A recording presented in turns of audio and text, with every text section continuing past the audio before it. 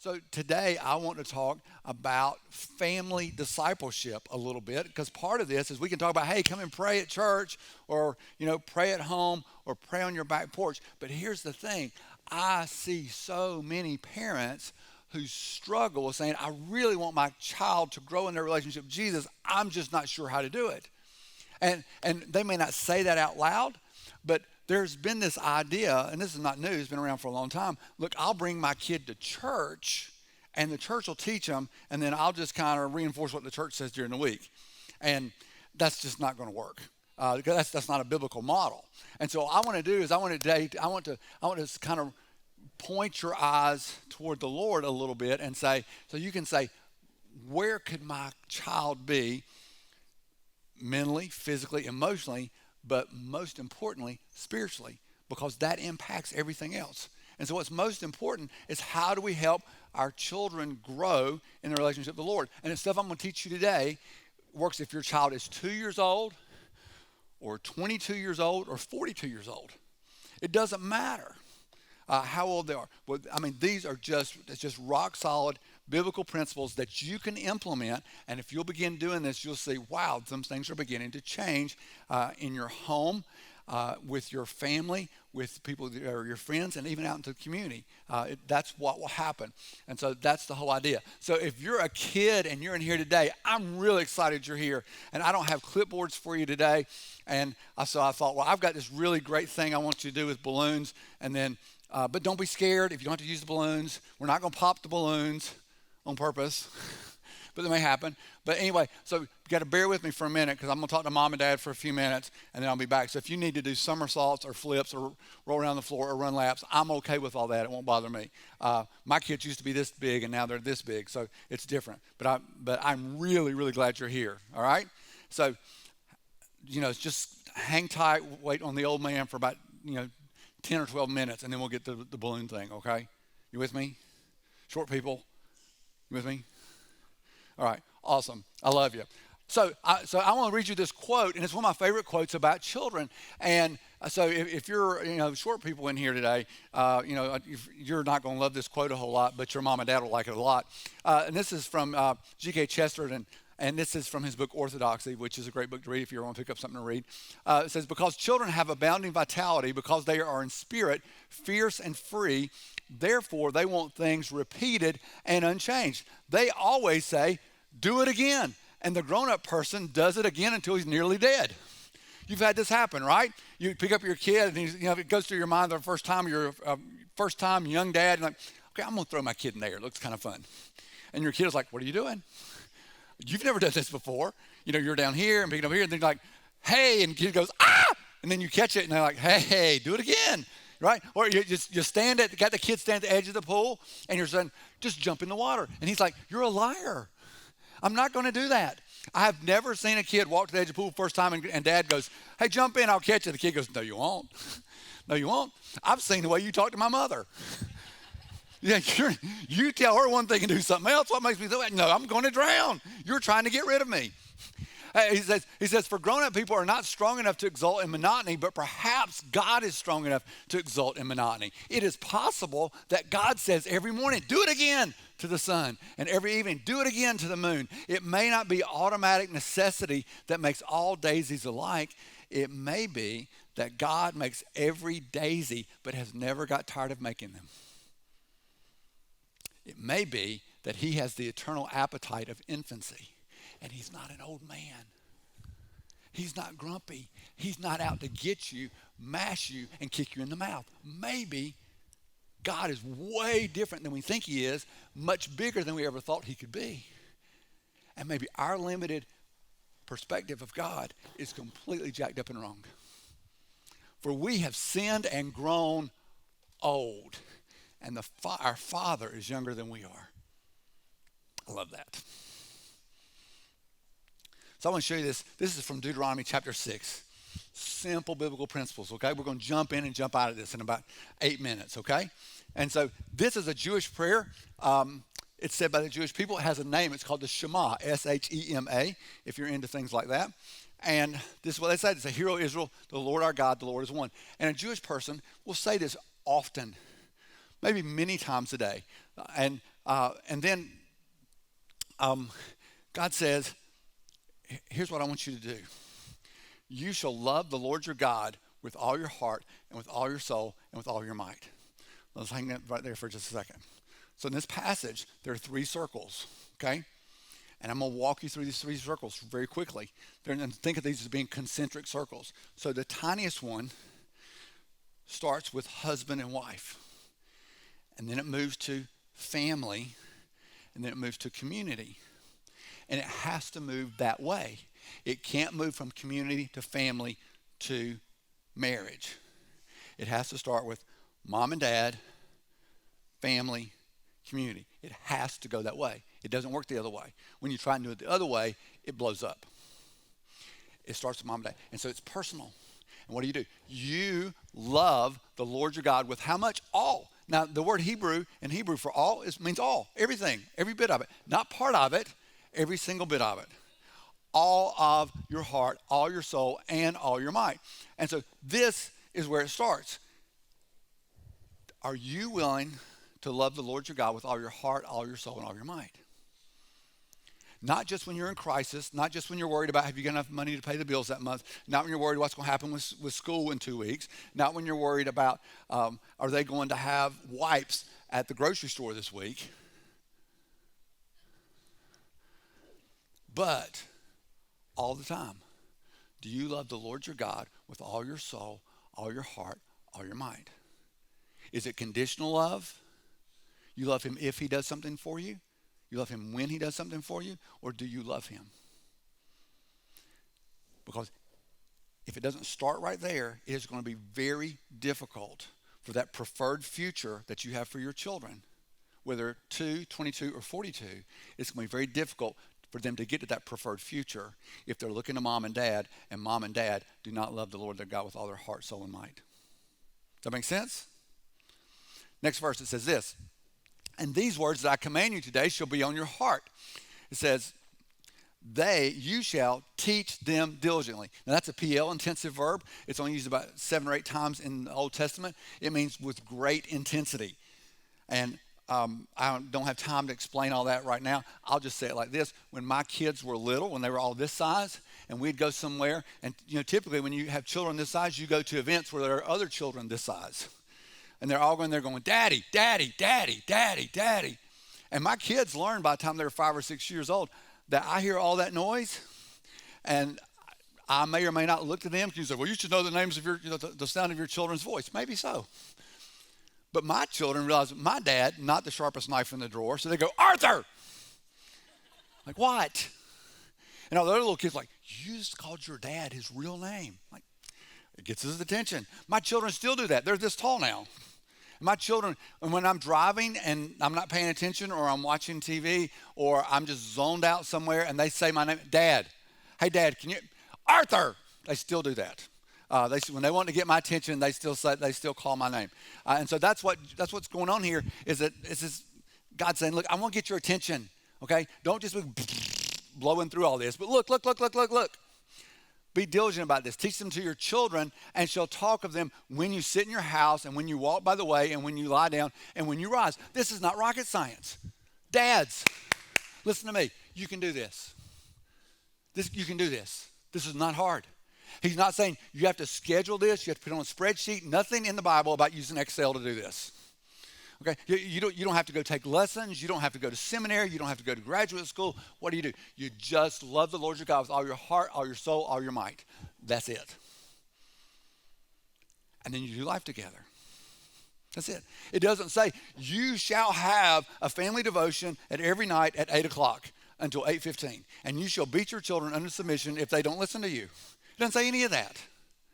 It doesn't say, look, here's what you got to do. You have a Bible in your right hand and a towel in your Bible in your left hand and a towel in your right hand because you're teaching them about Bible and servanthood. And it doesn't do any of that stuff. It just says, as you're going through life. Look, when you sit in your house, when you're sitting around talking, right? When you're at the dinner table, when you're eating, you ask them questions. And you go, but Arthur, my kids don't answer the questions. I say, how was your day? They go, good. You need to learn to ask better questions. And there's women in the room, your wives are going, well, look, can you help my husband with this? Because you ask your husband, hey, how do you feel about this? He goes, whoa. And you're like, well, at least I got a grunt out of him today, right? No, but you got to say, it takes some work maybe to ask the better questions because they're more talkative when they're young than when they're older, right? But you got to do this when you're sitting around. When you're walking, they didn't have cars. This is 1500 BC. Don't jam your kids in the car, turn on the video player, and start driving and going, whew, this is nirvana. It's amazing. It's the blessed peace in the car. No. Do you realize when they're in a moving vehicle and you're going at 70 miles an hour, they're probably not going to get out of the car. They're not going to leave the room. It's a great time to talk. They can't go anywhere. Every now and then you just take them somewhere just driving at 70 so that they can't do anything but talk to you. It's okay. But you talk when you're doing that. When you lie down at night before they go to bed, when they rise up in the morning, and we talk, just do it as you go. So what is he really saying? He's saying model this. Just model it. What are we supposed to model? Love the Lord your God with all your heart, all your soul, all your might. This is what Jesus did. The disciples came to Jesus and they didn't say, Jesus, teach us how to pray, because they knew that Jesus taught them by modeling things. They said, Jesus, teach us to pray. Not how to pray. Jesus, teach us to pray. And Jesus said, pray like this. Our Father, which art in heaven, hallowed be your name. Thy kingdom come, thy will be done on earth as it is in heaven. Give us this day our daily bread. Do it. When somebody needed to be healed, Jesus didn't say, okay, here's what we're going to do. Step 1, locate the blind person. Step 2, determine how blind that person really is. Step 3, determine, are we going to use mud or are we just going to go, right? That didn't do that. When he taught the disciples to serve one another, he didn't say, okay, this is how you serve. It says he took off his outer robe, he put a towel around his waist, and he went around and he washed their feet. That's how Jesus did. He modeled things. He didn't lecture them. Lecturing with your children does not work when they are 3 years old or 7 years old or 17 years old. And all the 17-year-olds in the room go, preach, Arthur, one time. Would you say that? The lecture doesn't work. Makes you feel better because you got everything off your chest. It didn't work. It's not about lectures. It's about relationships. So what are we talking about here? We're talking about modeling. So if I was going to teach you something, the very best way for me to teach you is for me to show you, right? Because if I was going to tell you, hey, I'm going to teach everybody here how to juggle. Here's how to juggle. What you do is you get something that's probably not going to roll away because you're going to drop it a few times, but you're going to throw that thing in a parabolic arc just above your forehead. And this parabolic arc needs to be in a continuous plane. And you toss and not throw through this parabolic continuous plane from one hand into the other. And because you have two hands, it's very easy to do three things because you have one thing in your hand at all times and one thing is always in the air. And so juggling is very simple for everyone. As a matter of fact, the key to juggling is not being able to move three things, but the key to juggling is to be able to move two things. And so as you throw one in a parabolic arc inside a continuous plane, you then throw the other one just inside of the height of the first toss inside the continuous parabolic plane, and then you begin to catch it. Makes sense, right? Who wants to go first? No, that's dumb. Nobody does that, right? So what do? You do this. Parabolic plane, throw one inside of the other, right? That's what I'm talking about, okay? If you can do that, you can juggle, right? And then you just keep going until you get bored. It's easy. I can teach everybody to juggle in 5 minutes, right? It's easy to learn to do something when you watch somebody do it first. It makes much more sense to watch me do that than to hear me try and explain it. Right? And then he goes on this. He says, you shall bind them as a sign on your hand, and they shall be as frontlets between your eyes. And so they literally, for a while, they would put boxes with this scripture that we're reading right now inside a little box, and they would tie it around their head and be a little box right here in the middle between their two eyes. But what God is communicating to them is, no, you don't have to tie it in a box. He said, it should be before you all the time. Love the Lord your God with all your heart, soul, and might. Wherever you look, whatever you do, wherever you're going, whatever you're thinking about that day, that's what you're doing. Loving the Lord your God with all your heart, all your soul, all your might. And he says, and other people will see by the way that you live, you love the Lord God with all your heart, soul, and might. You see how this spills out? Mom and dad, love the Lord your God with all your heart, soul, and might. You teach your children by modeling to love the Lord your God with all your heart, soul, and might. Right? And then your children start doing this, and as a family, people look at you, you're in the community where you live, your neighbors, your friends, your coworkers, and they go, oh, there's something different about your kids, because, right, you always notice the children that there's something different about them. You know, either in the spectrum, the, whoo, kind of crazy kid over here. You're like, I tell you one thing, somebody take that kid outside, I'd take a belt to him. Then on the other hand, you got this kid like, wow, I wish my kids were like yours. Do you see how this works? Mom and dad love the Lord your God with all your heart, soul, and might. Children love the Lord your God with all your heart, soul, and might. And it spills out in the community. And he says this. He says, you write them on the doorposts of your house and on your gates. If you go to an Orthodox Jewish person's home, over the door, there's a box. And in that box is this scripture. And if they have a gate out there, it's by scripture. But it's not literally put it there. The whole idea is as you're going out, when you leave the house, what you're reminded of, love the Lord your God with all your heart, soul, and might. When you get off of your property, love the Lord your God with all your heart, soul, and might. And it just spills out, and it begins to change our society when we start doing things like this. So if you're single, and you're like, Arthur, this has got nothing to do with me. Yes, it does. Do you understand that if you are single, or if you're married and you don't have kids yet, like I ain't got any kids, and you don't have any nieces or nephews even, you think, I'm not a grandparent, I'm not a parent yet. No, do you understand that people who are younger than you are looking at you all the time? Do you remember when you were in elementary school and you thought middle schoolers were so cool? I just want to be one. And then you get to middle school and go, God, deliver me from this. I don't want to ever do this again. Right? But you're in middle school, you can't wait to be a high schooler. You're high school, you can't wait to be a college student. These other high school students are so immature. I need to be around some mature college people. The things I want to say that I don't have time to say, right? And then your college, I can't wait to tell them this. And people younger than you are always looking at you. Listen, we need you. We're the family of God. And people have got big brothers and big sisters in here, and little brothers and little sisters are looking at you. And they're like, I want to be like you. And so this is for all of us to love the Lord your God with all your heart, all your soul, and all your might. And so if you've already got kids, I don't know whether you realize this or not, but you're already discipling your children whether you know it or not. I mean, that's what you're doing. And you may be discipling your son in something you don't even realize you're discipling him in. Your boy is watching how you treat his mother. The way you treat her is the way he's going to treat his wife. So if you want to raise a godly man, you better be one. And your daughter is watching how you talk to your husband. And if you demean him and nag him and try and put him in his place and manipulate him, that's how she's going to treat her husband. They're watching you all the time. Wait till they get to be 14, 15 years old and they have a conversation. And but I saw you doing this with mom. You're like, oh, God.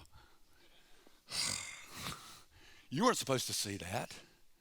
Listen, when you tell your kids, Mom and I need to go have a grown-up talk, they know. When you say, hey, go to your room, me and Mom need to talk, they know. When you're behind closed doors and you're whispering really loud, they know. So you're discipling them. Why not do it the right way, right? And men, we're so good at this. Don't be afraid of this. This is what we're really good at. Because you know what? Men and women are completely equal in the kingdom of God. No difference between men and women. Men are not better than women. Women are not better than men in the eyes of God. Completely equal. Different roles, completely equal. So, men aren't, we're builders and cultivators. That's what we do. We love to build something. And then we say, I want to make this better.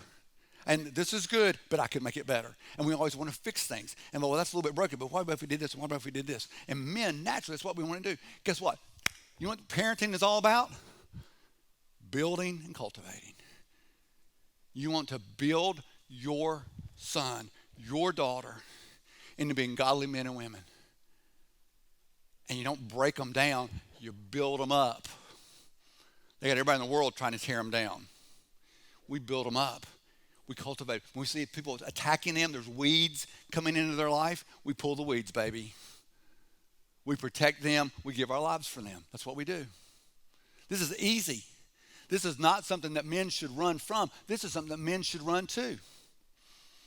And so it's crucial that we don't say, I'm so busy, and don't be so in love with your kid until they're 5 and then go, man, this kid's kind of getting on my nerves.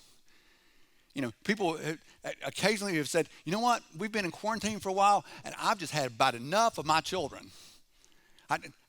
There's a part of me that gets that. Like, I understand everybody needs a little break, and we weren't all designed to live with one another 24 hours a day, 7 days a week, 365 days a year. I get that. But when somebody starts telling me, listen, I need to get away from my kids, don't say that around me. Because I may say something that's violently ill-tempered that you will not like. Because children are a blessing from the Lord. Right? Remember? Time is very important to them. Especially once they get over the age of 5. Now, look, hang on with me for just a second, because I'm going to say something that'll make you go, woo. Before your children are 5 years old, you can buy their love. What do you mean, Arthur? Hey, you want to go to the pool? Hey, you want to go to the ice cream cone?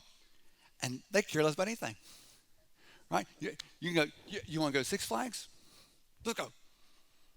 And they don't care whether you spend time with them or not.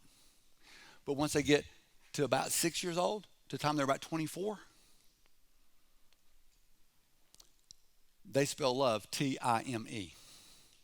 And you can say, I love you, I care about you, I'll do anything in the world for you. Here, go to camp. Here, go to the movies. Here, go do something fun with your kids, with your friends. Here, go buy some pizza. They don't care. They want you say, well, I love you, I spent all this money on you. Just spend time with me.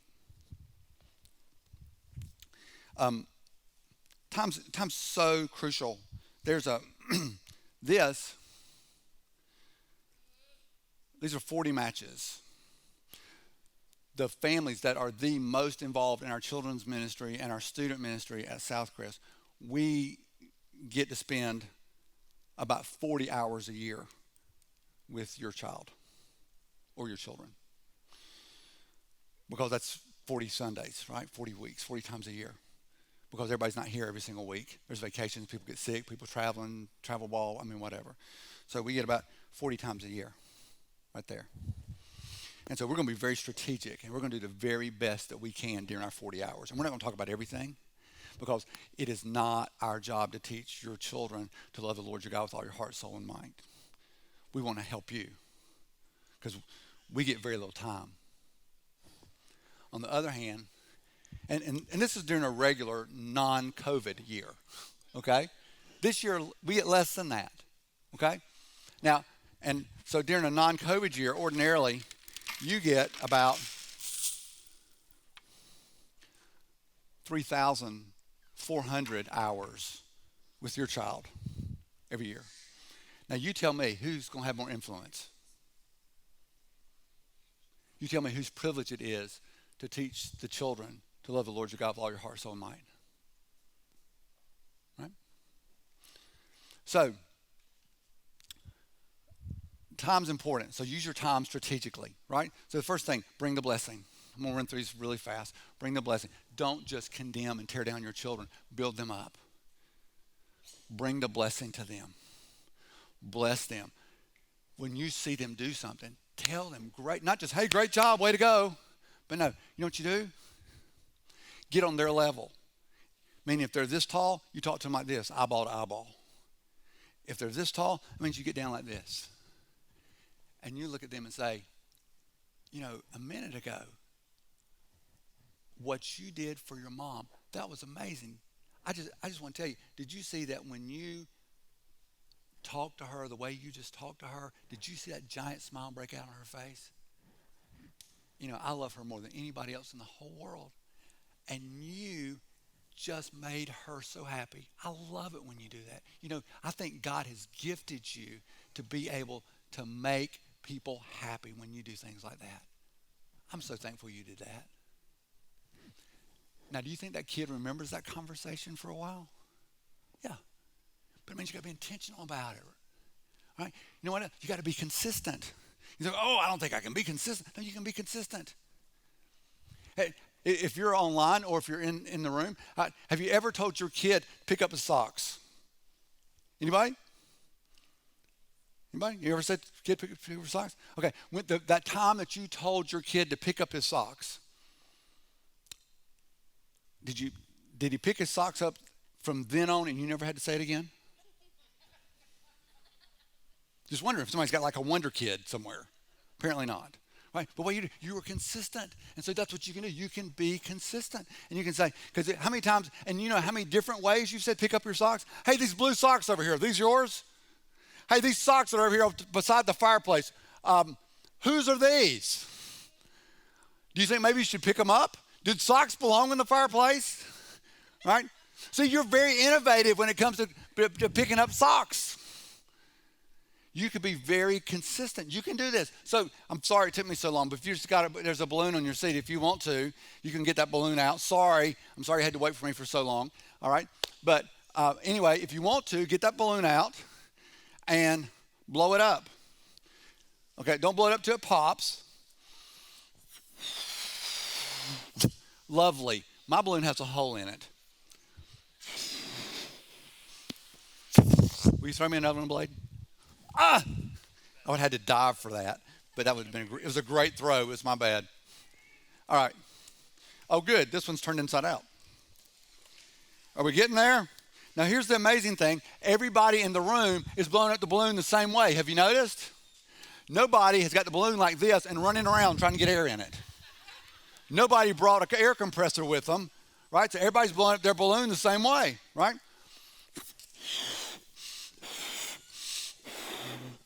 So we're consistently blowing up the balloons the same way. And so we consistently say, hey, here's what I'm going to do. I'm going to teach my kids about love the Lord with all your heart, soul, and might. And I can do this. And God doesn't say, here's 28 different things to do. Just one thing. And we can consistently do the same thing as we're going through the day. Now, the next thing is to get clarity. All right? So everybody listen. Everybody listen. Everybody listen. All right? Take your balloon and tie a knot in it. Okay? How many people had already tied a knot in their balloon? Okay? Right there. Okay? That's what I'm talking about. When I talk about get clarity, here's what I'm talking about. Is that when you tell your children to do something or explain something to them, they don't hear what you're saying. Have you ever had this happen? You say something to them, and here's your follow-up question. What did I just say to you? And what you think you just said and what they heard, two different things. This is a story of my life. Happens every Sunday. I talk to hundreds of people, and I'll think they hear the same thing, and they tell me they heard something different, right? But so what do? You ask questions. You talk to them. You create an environment where it's okay for them to ask questions. What am I talking about? Understanding. It's okay for them to have doubts. One of my children, when he was younger, he said, Dad, I believe that God made the tigers and the elephants, but I don't believe he created the whole world. I'm like, hey, preacher kids, you can't say that. No, I didn't say that. I said, let's talk about it. Let's figure out an answer to that. It means that it's okay that you're figuring out, hey, what's going on with them. You know what we did? We talked about, hey, how can we take something that seems kind of weird and find an answer in the Bible together. And we didn't sit down and make a schedule, but just as we were doing life together, that's what we did. The next one is to innovate. All right, so you can do all kinds of things with balloons, right? So, but you could draw on a balloon. You could take a balloon and you can do like that. You can pop it up in the air. I mean, there's all kinds of different things that you can do with balloons. And in the same way, in our parenting, we can be innovative, right? Do you realize that the God of all creation resides in you, and you can come up with creative ways to spend time with your kids and to teach them to love the Lord your God with all your heart, soul, and might. If your kids are little, you know what you could do one night? Build a giant tent fort in the den. Just make sure you don't knock over that really expensive lamp that your wife likes a lot, because you're going to have to go buy another one, and there's going to be tears shed. And after she comforts you and you stop crying, you'll be okay. But and you get in there and you turn a flashlight on, because who doesn't love flashlights? And you say, hey, let me tell you let's talk about who God is and why he's the light of the world. Maybe you go camping. There are some people that that want to grow up and be homeless, and so they go camping.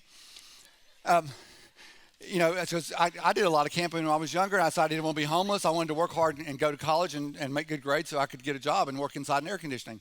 And so, but there are some people who love to go camping. Lori and I, we've been to Motel 6 3 or 4 times. That's camping for us. That's just not our thing. But if you love camping, way to go. But while you're out there, don't just sit out there and talk about the poison ivy and the fact that you didn't sleep last night. But you look up at the stars and say, look, hey, do you know, put those stars up there? That's all it takes. You know what we do? We do at our house when our kids were younger. Hey, what's the best thing that happened to you today? What's the worst thing that happened to you today? Just be creative, innovate, and don't compare yourself to other people. Be creative with your kids and just say, hey, let's just talk about this a little bit. The next thing is welcome help. Welcome help. What am I talking about here? I'm talking about get coaching. Let other people come in and help you with what's going on. And that's what we want to do. These 40 hours that we get with your kids a year, we want to help. Our plan this year was to relaunch our children's ministry and do a lot of different things with it. We haven't been able to do that and do that for our student ministry. So we're learning and changing and morphing into different things. But right now, here's what we're going to do. As of next week here, you can download an app. It's on the southcrest.church/today. There's a link to it. You download an app. It's called the Parent Q, C-U-E, Parent Q, C-U-E app. And you know what you do? You open up that app, and it says, hey, watch this. Read this.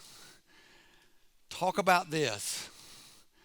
And, if you can move your finger in a motion like this, or your thumb, you can operate it. And just some follow-up with what we're doing here to help you get started. Or, you know what else you can do? We've got devotions for you. And these will be online, but you can pick them up, hard copies if you want these. And there's 4 days a week. You don't have to do it every single day. If you do it once a week, that's a great start. And you know what you have to do with this? Read it. Have you ever seen a grainy white and black sonogram picture of a growing baby? That sounds like really bad Forrest Gump impersonations. Let's move along. But here's the thing. It's there. And you don't do it every single day, but if you'll just get started. Just get started. And we've got all kinds of tools and books and every other thing that we want to help you with, but we can't do it for you because we don't have nearly the time with it that you do. You're better. You know your kid better than we do. Every kid is different. One size doesn't fit all with parenting. I have one kid who's really cerebral. I have one kid who's really very, very smart in a practical kind of way and wants to be outdoors all the time. I have another kid who's very intellectual, but not very philosophical. And they're all completely different. And I talk to each one of them differently because that's the privilege that I get as being a parent. So some roadblocks real quick. Sorry I'm taking so long. Roadblocks to parenting well. Number one, you've lost your first love. You can't parent well because you don't love the Lord your God with all your heart, soul, and might. I can't do anything about that for you. I can encourage you. I can plead with you. I can say, I'm telling you, he wants the very best for you. Why would you not do it? But things are not that preferred future that you have for your child. If you don't love the Lord your God with all your heart, soul, and might, you're going to train wreck it. The next one, feeble marriages. Now, Arthur, what are you talking about here? Feeble marriages. Here's what I'm talking about. I'm not talking about that you have an argument every now and then. That Thursday night y'all got so mad at each other that you kind of calmed down, but you were still hurt the next day on Friday and you didn't want to talk to each other a whole lot. I'm not talking about that. That happens to everybody. It happens to me and Mrs. Mace occasionally. It happens to everyone. I'm talking about that every now and then that there's a deep hurt that won't go away. So men, lean in with me here just a minute. We're not very good at this. We don't get along so well relationally. We're builders and cultivators. Women typically are not builders and cultivators. They're much more relational than we are.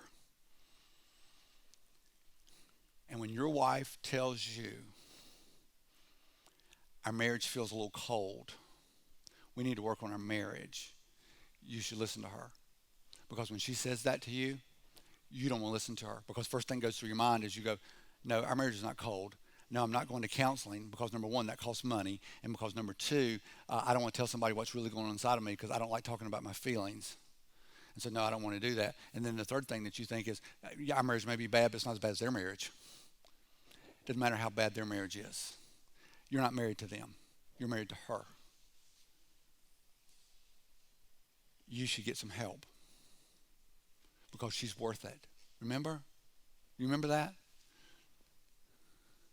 You stood in front of God and a bunch of assembled witnesses, or a justice of the peace,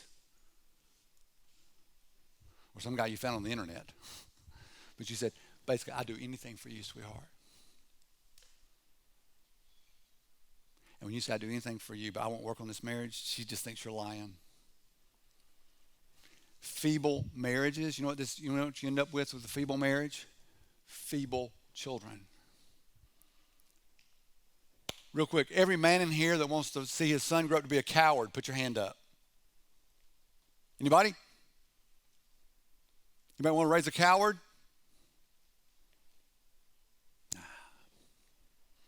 Nah. Strong marriages bring strong children. If you're here but not here, you're too busy on the phone, too busy on the TV, too busy with work. No, there's a time when you come home from work and you're like, okay, I'm done with work for the day. I'm here to parent and to husband. And that's what we do.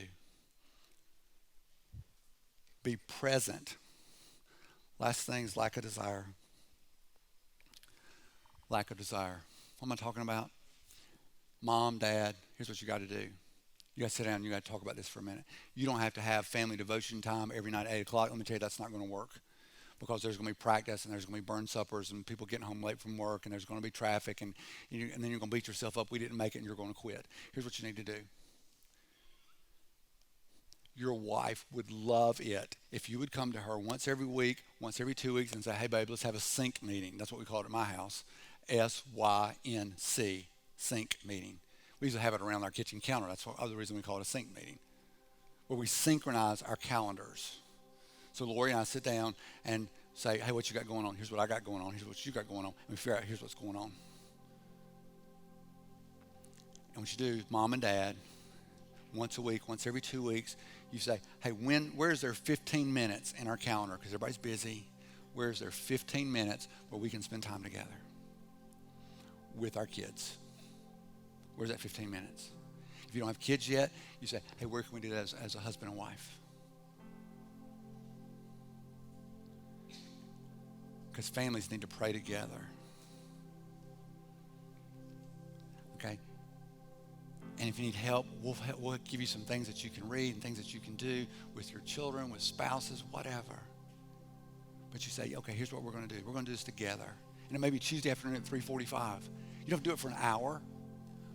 Okay? Somebody read some scripture, somebody say something, somebody pray. Just start. You can crush this. This is not hard. This is not impossible. You can do all things through Jesus who strengthens you. This is not that hard. This is, I love my kids so much that I want them to know how much I love the Lord. Because most of us say, I want a better life for my kids than I have for me. So why wouldn't we do this? Imagine how your marriage and family would be transformed if everybody at your home loved the Lord their God with all their heart, all their soul, and all their might.